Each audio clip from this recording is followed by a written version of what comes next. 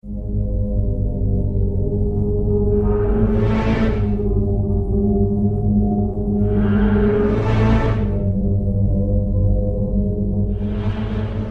Zombie UFO Case by Charles Lear. In the annals of ufology, there are many cases that, like zombies, refuse to stay buried, even in the midst of convincing arguments and evidence debunking them. The case of the reported crash of an airship and recovery of its unearthly pilot in Aurora, Texas, in 1897 is a prime example of this. In the March 2012, Volume 34, Number 2 issue of the International UFO Reporter, there is the article by Thomas E. Bullard headlined, Defending UFOs. The article begins with Bullard's expression of regret regarding the resignation of James Carrion in 2010 as the international director of the Mutual UFO Network. He sums up the reason in the following paragraph.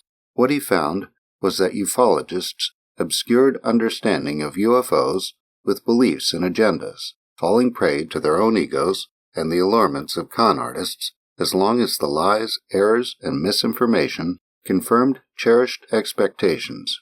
Poor standards of evidence and delusions of ufologists corrupted even basic investigations, he concluded, so that existing files consist more of UFO mythology than UFO fact, while the myths are so firmly entrenched, so satisfying to believers' needs, that ufologists resist any change to better the situation. It should be noted that just before Carrion's resignation, MUFON had made a controversial deal with Robert Bigelow that involved Bigelow funding MUFON's STAR Team Rapid Response UFO Investigation Unit with funds from the contract between the Defense Intelligence Agency's Advanced Aerospace Weapon System Applications Program and his company, Bigelow Aerospace Advanced Space Studies, and being granted access to MUFON's case files. Carrion began to have doubts about the relationship without knowing Bigelow was working under contract with the DIA and expressed his concerns in an email to MUFON's board of directors. After a discussion of good ufology versus bad ufology, Bullard looks at three cases, the first of which is the Aurora case, which he says exemplifies the zombie case, where a report duly discredited rises from the dead again and again. The sole source of the report is the article by S. E. Hayden, headlined, A Windmill Demolishes It, published in the April 19, 1897 Dallas Morning News, in the midst of mystery airship reports all across the United States that began in 1896. According to Hayden, at around 6 a.m. on April 17, 1897, early risers of Aurora were astonished at the sudden appearance of the airship.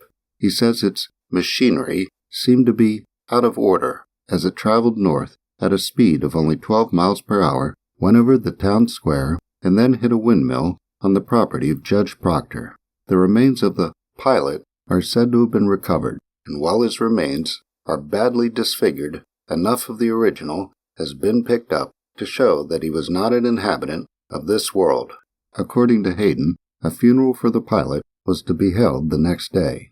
According to Bullard, the story became widely known in 1966 when Frank Mascolet wrote about it for the Houston Post. J. Allen Hynek, then a consultant for Project Blue Book, is said to have become interested in the case and to have asked Dallas resident William H. Driscoll to look into it. According to him, Driscoll talked to Oscar Lowry, who was a boy at the time of the reported event, and he explained that the story was, in Bullard's words, a hoax by Hayden to bring a little publicity to the town, struggling to survive for several years since the railroad bypassed it.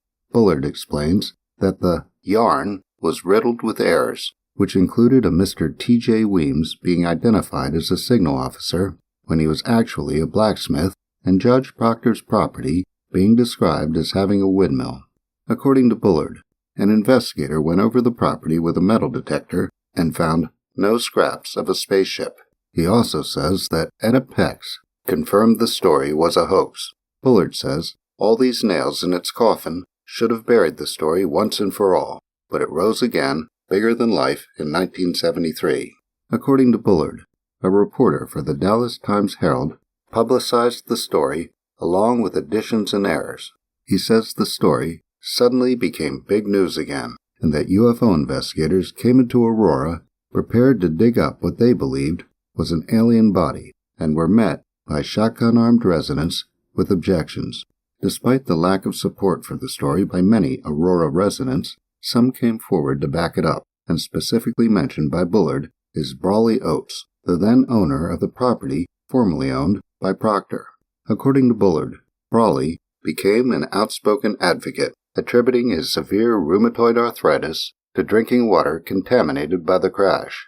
Bullard says that Kevin Randall and Michael H. Simmons, a graduate student of folklore studies, went to Aurora to investigate and found that, while the younger residents embraced the idea of a crash in their hometown as an exciting and fashionable belief, the old-timers knew nothing of it and had no faith in it. Bullard explains this resurrection of the Aurora crash story came to an end when a court order was issued that forbid the digging up of graves, which seems to be quite an appropriate development in a story about a zombie UFO case. According to Bullard, it was the attention focused on crash retrieval cases prompted by Roswell that caused the Aurora case to rise from the dead a third time, dug up this time by Jim Mars, who Bullard explains became involved with the case when he accompanied Bill Case to Aurora in 1973 and interviewed the 3 remaining residents who were born before 1897, one of whom claimed to have seen the airship just before it crashed. According to Bullard, Mars concluded that an alien spaceship had crashed in Aurora, that crash enthusiasts agreed, and that Aurora holds a favored spot in their literature. The story repeated at conferences and in TV documentaries with enough nods and dramatizations to take on a convincing illusion of reality. Charles Lear is the author of Crashed Saucers and Malevolent Aliens, available at Amazon.com.